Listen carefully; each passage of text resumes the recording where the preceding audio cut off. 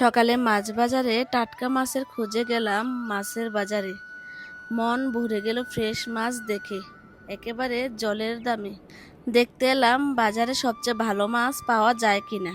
বাজারে আসা বিভিন্ন ধরনের মানুষ, মাছ বিক্রেতাদের হাঁক ডাক, মাছের স্তূপ, এই নিয়ে ছিল একটা মজার গল্প।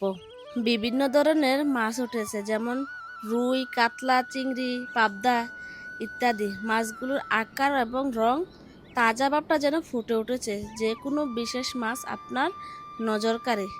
দরদাম কষাকষি করে আমরা নিয়ে নিলাম বড় সাইজের একটা কার্কো মাছ, যেটা দেখতে অনেক ফ্রেশ ছিল। মাছটা কাটাকাটি করা হচ্ছে।